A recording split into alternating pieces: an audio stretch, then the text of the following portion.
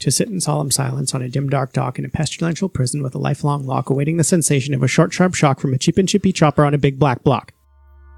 Warning, this podcast contains violence, sexuality, gore, and other horrible and disturbing things. Listener discretion is advised. Also, the hosts of this venture are ignorant dipshits, so please do not take anything they say as fact. And enjoy the show. Now, are you sitting comfortably? Good. Then we'll begin. Today we had 15 homicides and 63 violent crimes, as if that's the way it's supposed to be. The atoms in your left hand probably came from a different star than your right hand. It is our basic human right to be forgotten. A second plane now has crashed into the other tower of the World Trade Center. Putting chemicals in the water that turn the friggin' frogs gay. The defendant shall be incarcerated for the rest of her natural life with no possibility of parole. You are not machines. You are not cattle. You are men. We were somewhere around Barstow, on the edge of the desert, when the drugs began to take hold.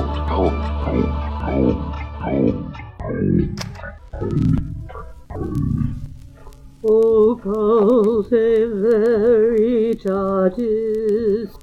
Hello, occultists, and welcome back to Occultae Veritatis podcast. My name is Leon Filger, along with Symphony, Gallifrey, and our special guest tonight, Steph. Woo, Steph! Yay! Robert Latimer lived with his wife Laura and their 4 children on a 1,280-acre wheat and canola farm near the town of Wilkie, Saskatchewan.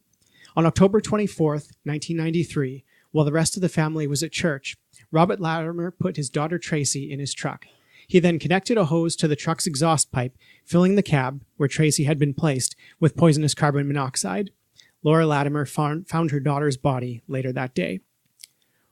What's your poison? Gonna need it. So, what's your poison?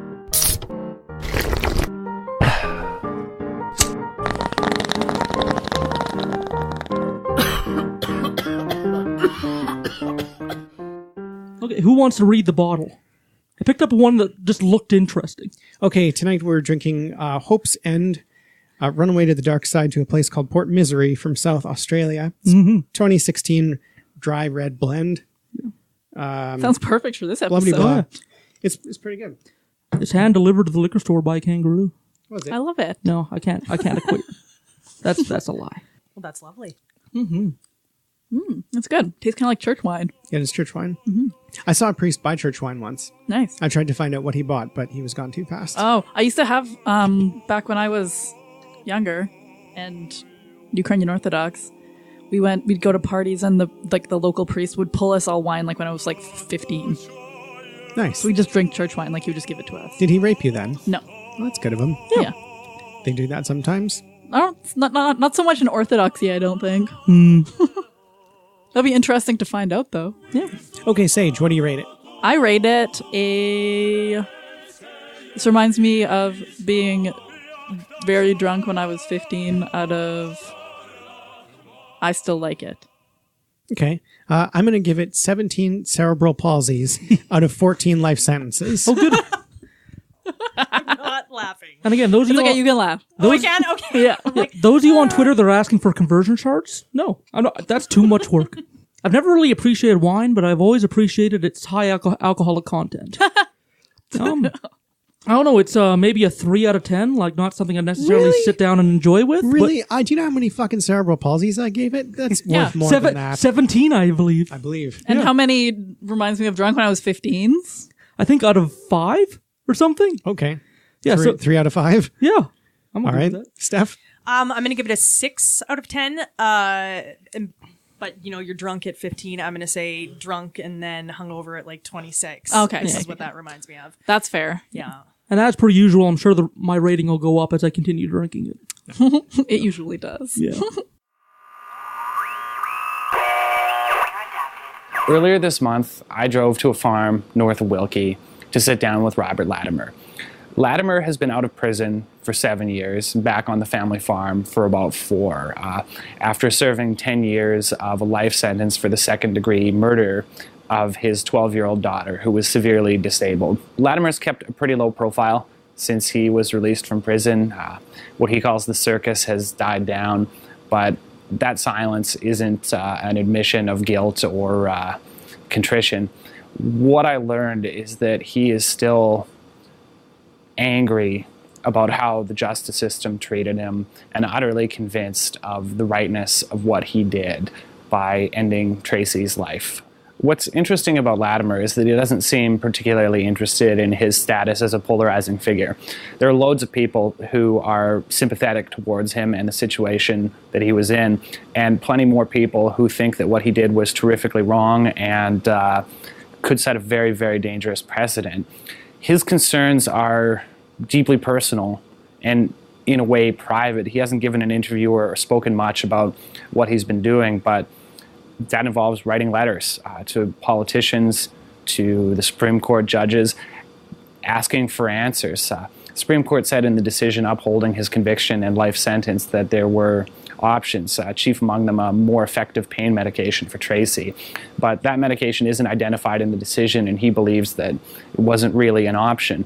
Today, Latimer says that the weight of this 24-year saga doesn't hang over him all the time. He can be free of it, but it's hard to imagine a man harboring the anger and the convictions that he does ever being truly free of what happened in 1993.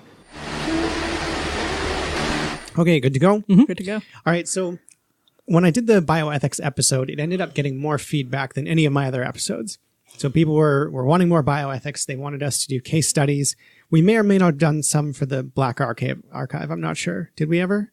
Not yet. Not yet. Okay, we're going to do some. So I decided the next episode I would do is a big old pile of bioethics. So I did the Robert Latimer story. Ugh, that's a sad one. So the case of Robert Latimer seems straightforward. He planned to kill his daughter, killed her, and confessed to her murder after briefly lying to police that Tracy had died in her sleep. It's a classic first-degree murder, right? Mm-hmm. Yeah. Not so fast. I know. Tracy Latimer was born with severe cerebral palsy. She was unable to speak or walk, needed to wear diapers, and suffered from violent seizures. By all expert accounts, the care Tracy received at the Latimer farm was excellent. In 1997, a Supreme Court of Canada ruling stated that Tracy was in constant pain. An orthopedic surgeon called to testify said, quote, "The biggest thing I remember from that visit is how painful Tracy was. Her mother was holding her right leg in a fixed, flexed position with her knee out in the air, and any time you tried to move that leg, Tracy expressed pain and cried out." Jesus. Tracy's hip had been dislocated for months, but she couldn't be administered any anesthetics as they aggravated her seizures. Tracy had difficulty swallowing and choked frequently, but her family opted to refuse a feeding tube, considering it too invasive. So let's break there. Let's talk about tube feeds. Mm-hmm. Several of the people I take care of have tube feeds. I've had people who've died after they've had their tube feeds removed. Jesus. I cared for a resident who had a tube feed, expressed that he wanted it out, then was diagnosed with dementia, and they left his tube feed in because he was considered to no longer have capacity. Jesus. It even though he could totally feel like the uncomfortableness and the pain of it and all that. Yeah. Jeez. It's shitty though, because like tube feeds are a thing that once you put it in, it's very difficult to take it out. We remember the Terri Schiavo case from Florida. Oh yeah, we should do that one too. This all began 15 years ago when at the age of 26, Terri Schiavo collapsed at home, suffering massive brain damage. Her husband vowed to make her well again and took her to numerous doctors and rehabilitation centers. But years later, after winning $1 million malpractice judgment, Schiavo said he realized his wife would never recover. And in 1998, as her legal guardian, he filed a petition to end her life. But that decision put him fiercely at odds with Terri's parents, Bob and Mary Schindler, who fought all the way to the U.S. Supreme Court to keep their daughter alive. In case after case, doctors testified that Terri is in a persistent vegetative state, and experts say she will feel no pain. After losing twice in federal court today and in the Florida Senate, Bob and Mary Schindler turned to Governor Jeb Bush, who suggested the state could once again intervene in this emotional case. The parents had also hoped the Florida Senate could pass a bill making it illegal to withhold food and water from an incapacitated person without prior written consent. But late this afternoon, by a vote of 21-18, the Senate defeated the measure. Outside the hospice, somber services on Good Friday with communion and prayers for Terri Schiavo. Terri is weakening. She's down to her last hours. It is with great sadness that it's been reported to us that Terri Schiavo has passed away. You mean the pipe full of marijuana? Yeah. Okay. Do I open it? Yeah, just slide her there. How do I do that? I like it because it looks just like a Swiss Army knife, pretty much. It's so fun. That's pretty dope. So yeah, tube feeds make me really uncomfortable. I hate dealing with them because there's a formula called levity that they feed people with in the tube feed, and when it's vomited up, it's fucking disgusting. Makes the shit really gross, like meconium almost. It's just tube feed shit and puke is disgusting. I hate having to deal with it. May I poke a bit more into cerebral palsy? Please do. When somebody is suffering for it, especially in the late stages, do they still have like their mental faculties and all that? Maybe yes, maybe no. Cerebral palsy affects both cognition and physical. Yeah. I have I used to have a friend who was she had cerebral palsy and she was in a wheelchair, but she was like, her mental faculties were not affected. Just her body. It almost becomes if your mental faculties are even if they're not at full bore, it almost becomes like a locked-in syndrome. You just lose control of your body. Yeah. Jesus. Yeah.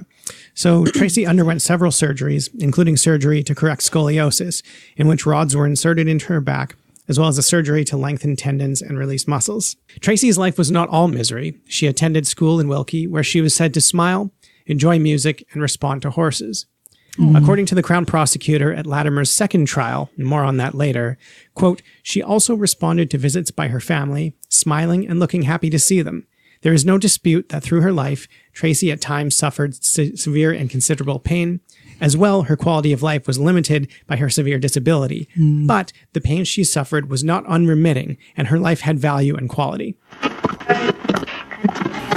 Cerebral palsy is a disorder that affects the brain, particularly the motor movements of the brain, and is caused by damage to the brain, usually or frequently at birth. The causes of cerebral palsy are not fully understood, but they either are a result of lack of oxygen, I'm talking about lack of oxygen at birth, to something else, such as infections, that can cause damage to certain portions of the developing brain. Ultimately, what you have with cerebral palsy then is a damaged brain that damages the motor movement, so people have various difficulties with motor movements. And when I say motor movements, I'm talking about the ability to use your arms or your legs or to be able to speak. So you can have all sorts of problems, either with sitting up because you can't hold yourself up. You could have problems with the use of your hands. Particularly common is a difficulty with coordination or the ability to control fine motor movements with your hands or with your legs. Cerebral palsy then can cause problems with activities of daily living, feeding yourself, troubles in ambulating, getting around. You may need a wheelchair, or you may need a scooter or something. You may have trouble speaking. You may have trouble communicating completely altogether, and you may need some help with some communication devices. So let's go back to bioethics. We start off with autonomy. Yes. Right. This kid, in this case, has no real autonomy, legally at least, no autonomy. Her caregivers have to make all the decisions for her. The best they can go on is what she looked like, and ultimately no one but Robert Latimer knows exactly what was the straw that broke the camel's back or why he decided to kill her. Yeah. There's a huge debate. The disabled community was up in arms about it because they were under the impression that now it makes it acceptable to just murder disabled people. And I don't know that's fair. Okay, like that seems excessive. Like let's dial it back a little bit. I mean, there's a rhyme or a reason behind what Robert Latimer did. Yeah. He didn't do it from a place of maliciousness. He did it from a place of the Crown compassion. prosecutors had argued that he did it because he was sick of dealing with her. Oh my God. And, oh boy. And I mean, how do you argue against that? I'm sure he was. I'm sure they were. I would be. But is that why he killed her, or did he do it to end her suffering. Really, only Robert Latimer knows that. That's true. Now, did his wife know that this was his plan, or did she just stumble across it? No, she came into the farmyard after church, found the truck with the pipe into it, and pulled Tracy's bottle. Oh, so she had no idea that this was going to happen? No idea. Wow, They hadn't talked about it. Not ideal. Robert Latimer hadn't talked about it. He said in his first trial that he had only made up his mind earlier that morning. Wow. Jesus. It might have been something that he'd been contemplating for quite a long time, though. Like things would be better for her and all. Well, that. you'd think, because that's not a decision you can just make in a day. Right. And it's fucky. Like he was originally charged with first-degree murder. Yeah. Which to me is kind of nauseating because a first-degree murder. Yes, it was a first-degree murder in that he knew what he was doing. He planned to do it, and he did. Yeah. He carried out the plan. Mm-hmm. That is first-degree murder. But even the problem is we have mandatory minimums for first-degree murder. Oh, yes, and I don't think that putting the guy in jail for 20 years is the thing to do. Yeah. Now, is he still in jail? He's out finally. I'll get to that at the end. Okay. Yeah. Yeah, it almost, it's first-degree murder by the letter of the law, but not really the spirit of the law. Exactly, yeah. It's illegal, but I don't think it's criminal. Yeah. Anyway, so Robert Latimer was charged with first-degree murder, but convicted of second-degree murder in a trial by jury and sentenced to life imprisonment with no possibility of parole for 10 years. He subsequently lost an appeal to the Saskatchewan Court of Appeal. However, in February of 1996, the Supreme Court of Canada agreed to hear a further appeal, and in June 1996, the original Crown prosecutor was charged with attempting to obstruct justice through jury tampering. Whoa. Oh, boy. In February 1997, the Supreme Court of Canada ordered a new trial for Latimer because of the allegations of jury tampering. Now, jury tampering can take many forms. Like, you can...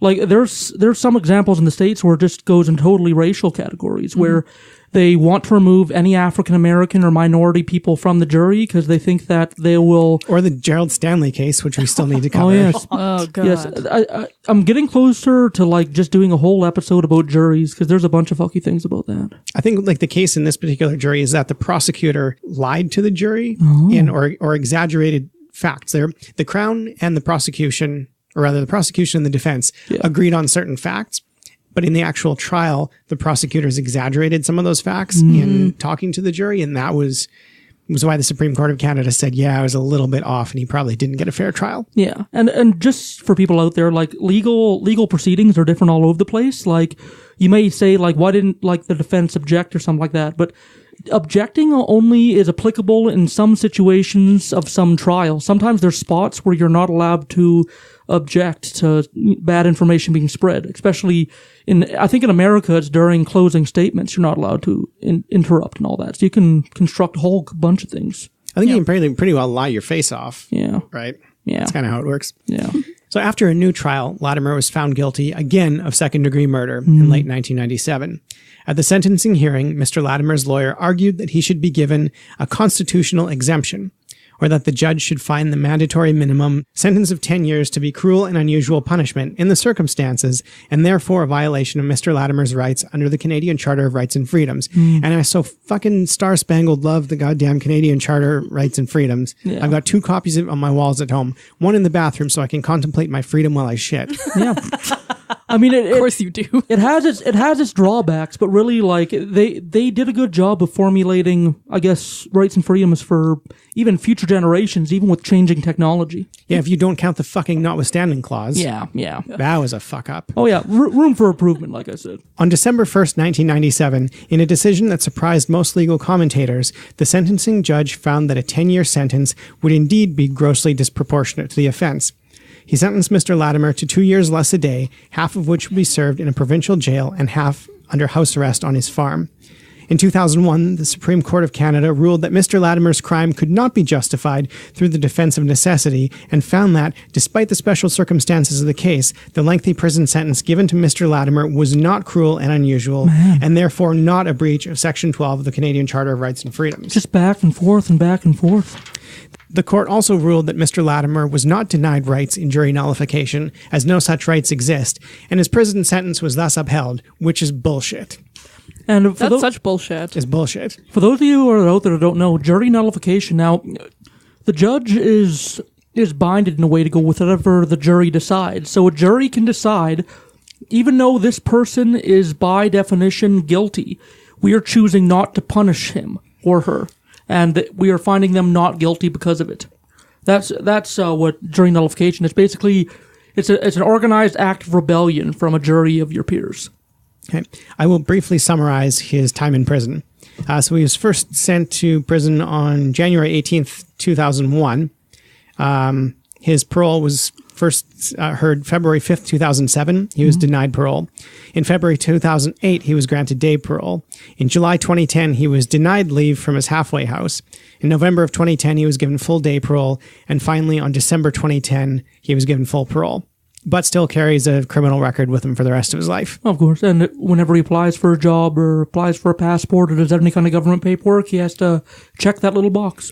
And this next little bit is interesting because public opinion dictates ethics or ethical decisions in government. For example, prior to 1988, when abortion was criminalized in Canada, it wasn't a popular thing, and so no government of the day was going to legalize it. Then more than 50% of the people got pissed off, so they changed it. Yeah.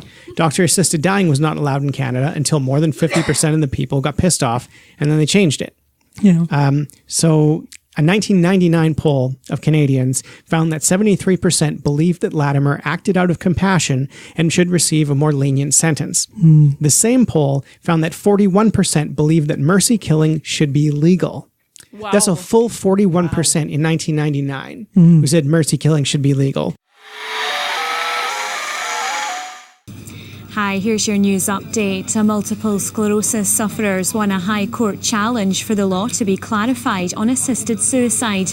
Debbie Purdy wants clear policy on what prosecution might be brought if her husband helps her die.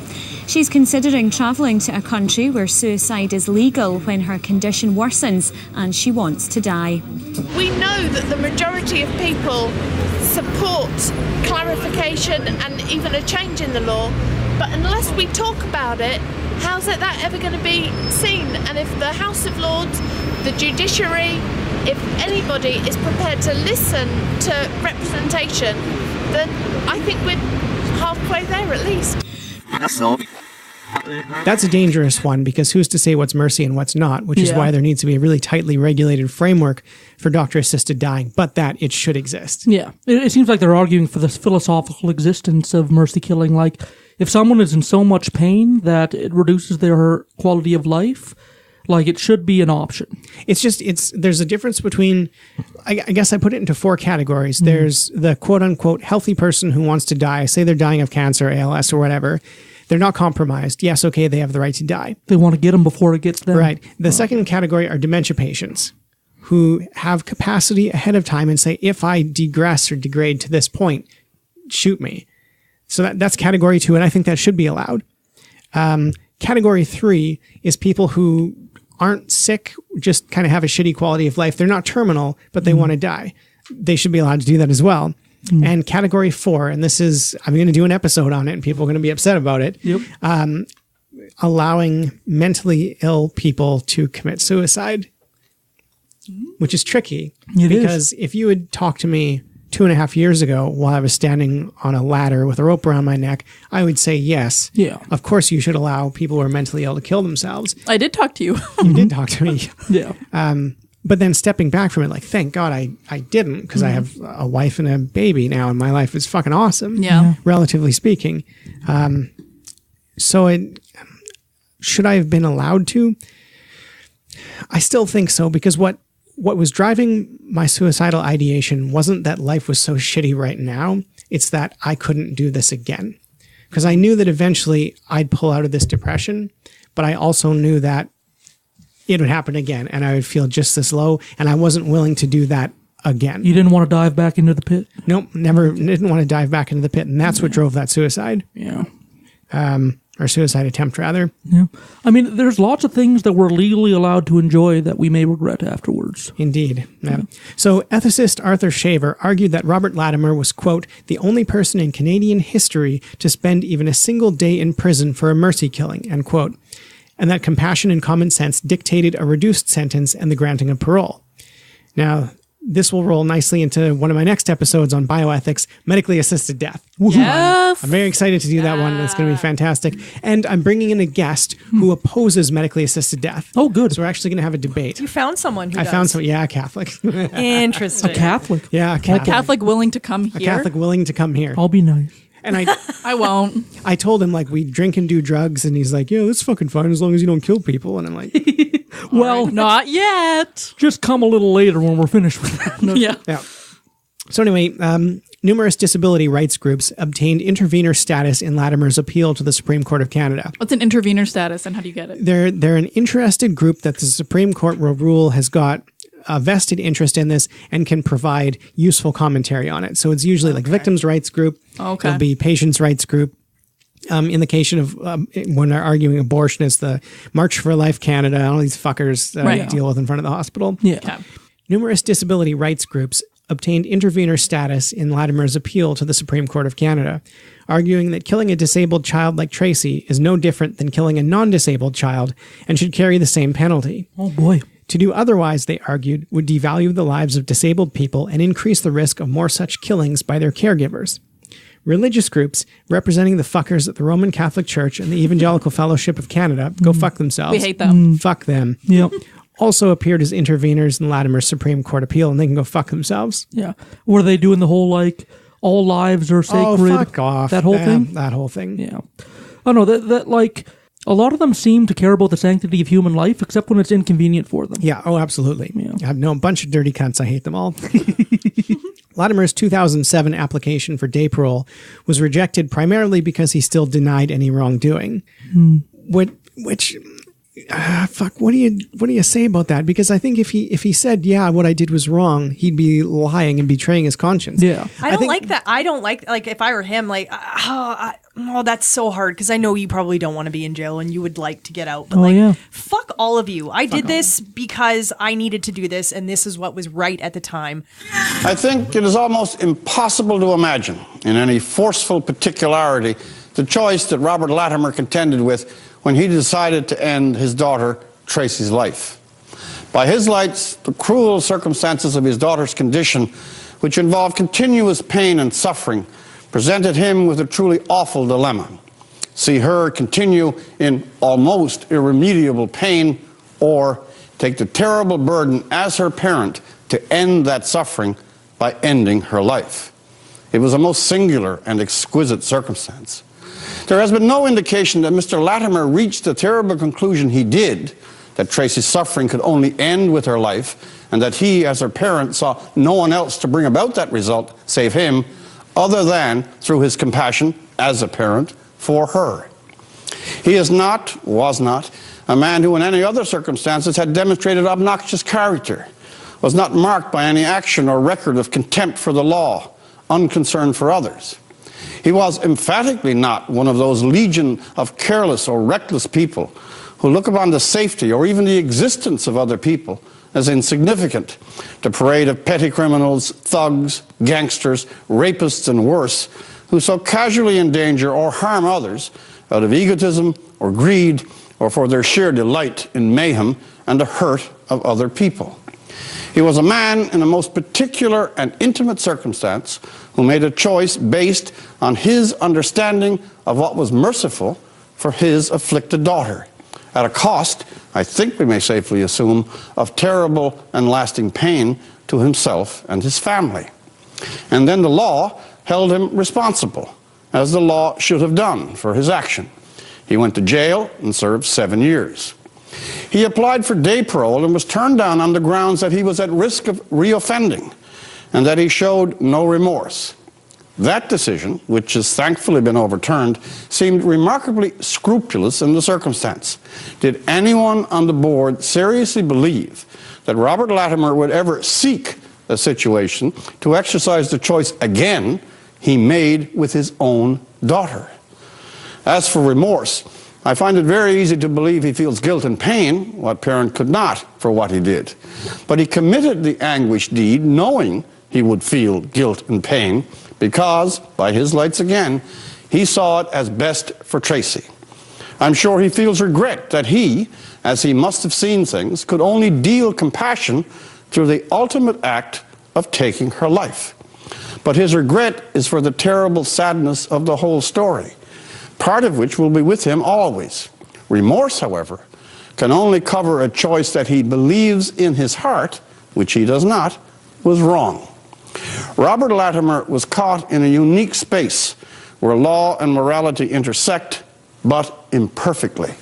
The law has spoken sufficiently for its purposes with his imprisonment, and there was no need for more. There has never been any need to add to the calamity and misery of this man's situation by hyper-application of the rules of parole, which in far, far more common circumstances where they should command, we see bypassed with almost indecent frequency. And that's why the decision to overturn was a welcome and a merciful one.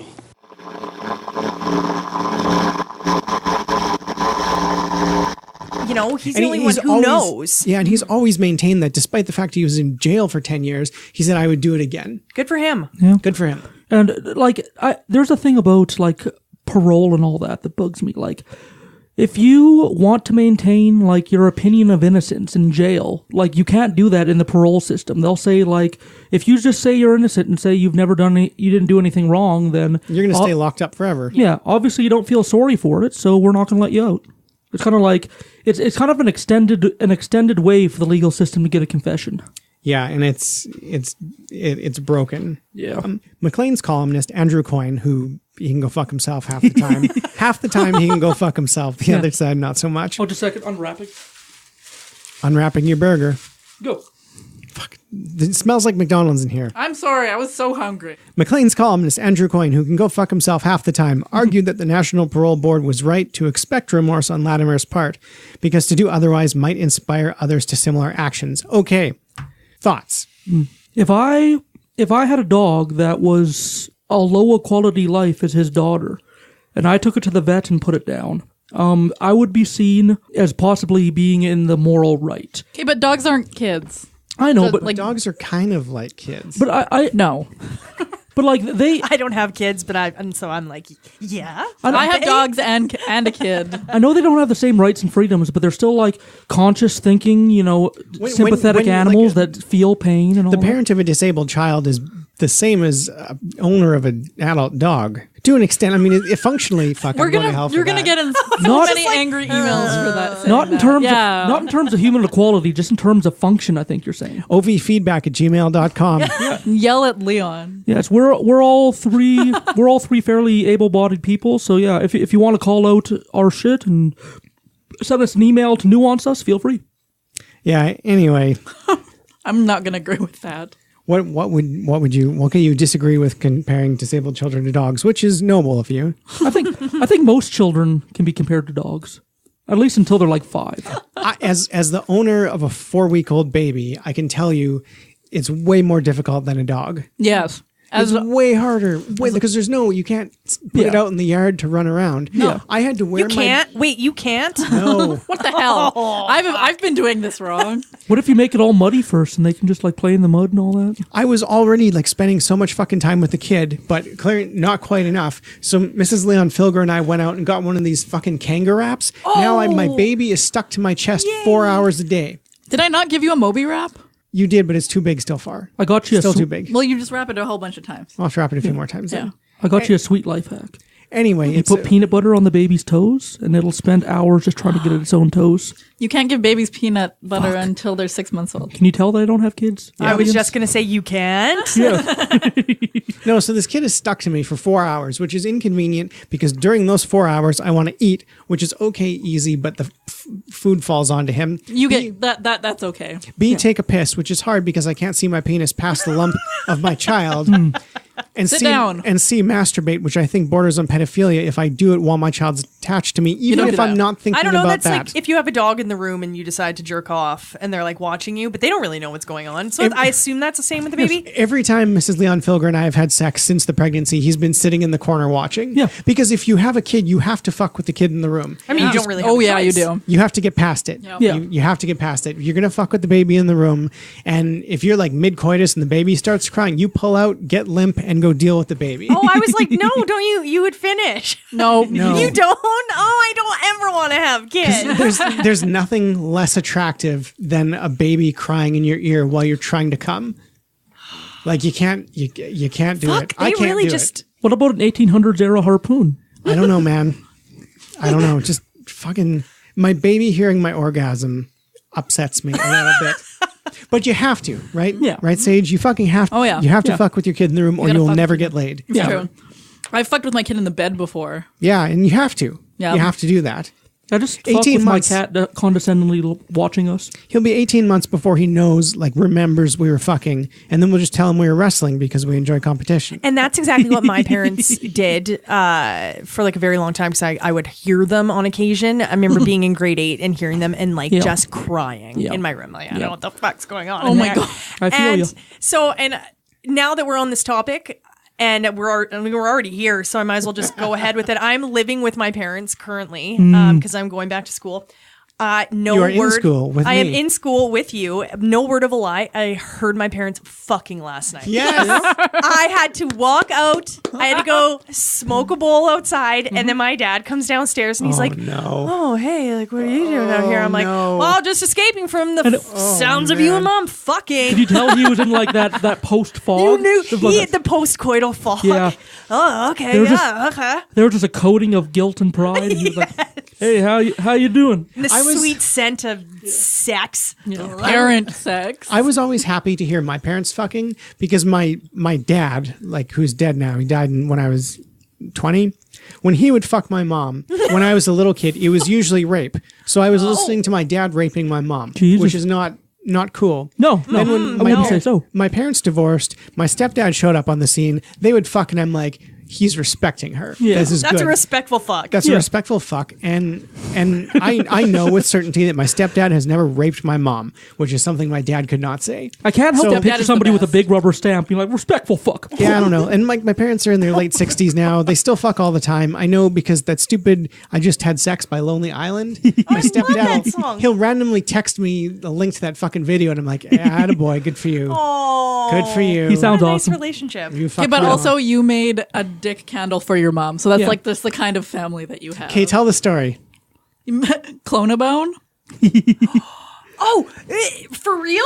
That's actually a thing, and you can make it into like a. Did Yeah, you you- clone your own penis? Yeah, my own penis. Oh, for your mother, No, as one does Hold on. usually. Oh, okay. No. It's not like that. No, I cloned my bone, and then you have you have 3 options to deal with it. One is you can fill it up with plaster and make a dildo that's essentially unusable. Oh, you can't use it. You can spray Oh. paint it, but it's a thing to put on your shelf. Okay.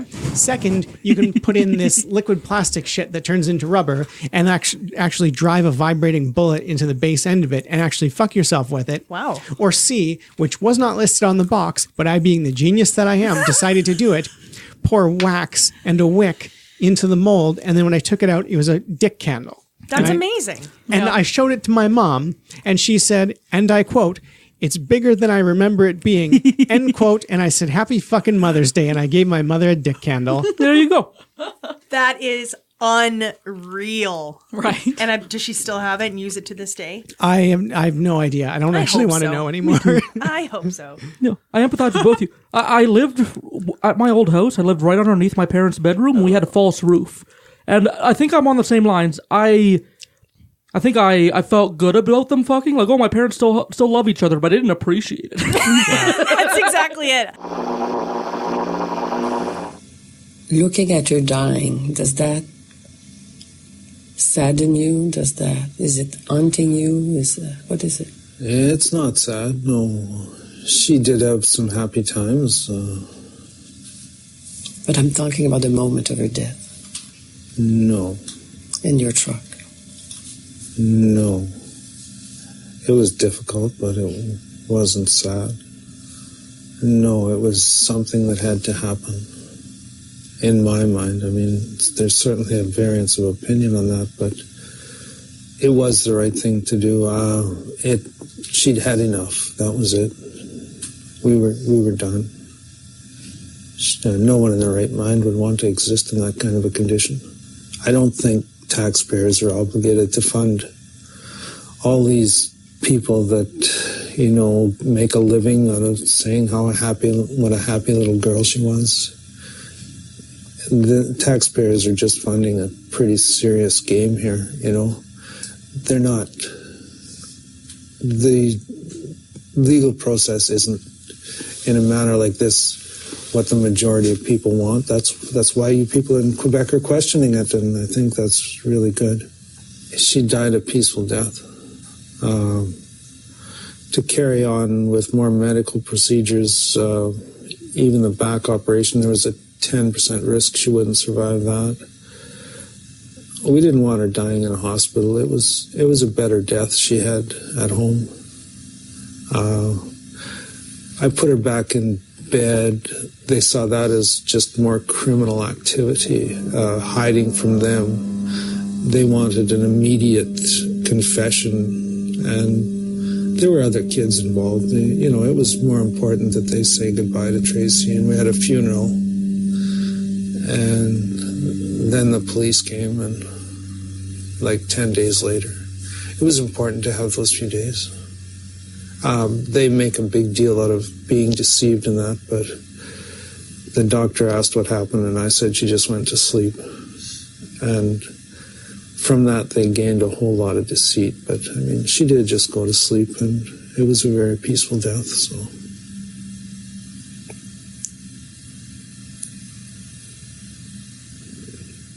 How do you know for sure that that's what she would have wanted, since she was suffering from a very severe case of cerebral paralysis? Yeah. How can you be sure that that would have been her choice? The only thing she could do was cry, or she did laugh in times when she wasn't distressed.